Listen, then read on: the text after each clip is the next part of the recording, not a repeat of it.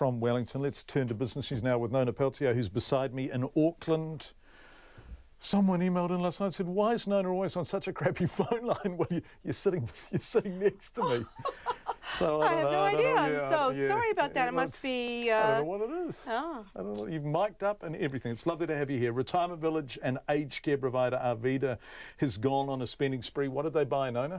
They bought 3 retirement villages. So they bought them from a company they'd done business with in the past, and Hearst Life Care is their name. And they spent $160 million. Holy moly. It's a lot of money. They bought Mary Doyle in Havelock North and Strathallan in Timaru, and half of the park in the village, or at the village, in Wellington. And it offers them a lot of development potential as well, and it's profitable, and yeah, it's the way of the future. They're going to continue to look for villages that they can acquire. It's part of their growth strategy, and yes, bigger, better. And these days, the small standalone aged care centers in small communities, their days are numbered.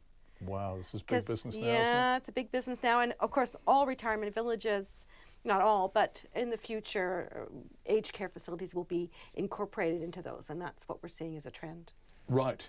See, the New Zealand Institute of Economic Research has got some opinions about clamping down on foreign investment and migration. Yes. Are you going to talk about that? Yeah, why not? The Deputy Chief Executive of the NZIER, the Institute of Economic Research, John Ballingall, he offered his opinion when asked about what he thought of, putting restrictions on foreign investment. He didn't think that was a very good idea. We already have a lot of regulations that cover that, and putting on more isn't a really great plan because New Zealand we're poor savers. We don't save our money.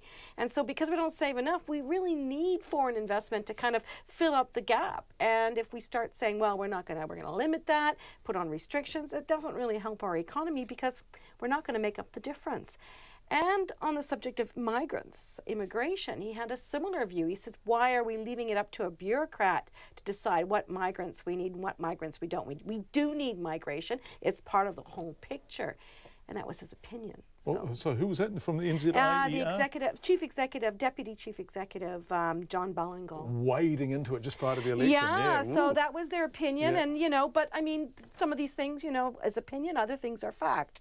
And the fact is we aren't very good savers. No, we're not very good savers. People will be listening and saying, I'd love to be able to save more, but yes, I'm not a very good trying saver. to stay afloat in Auckland.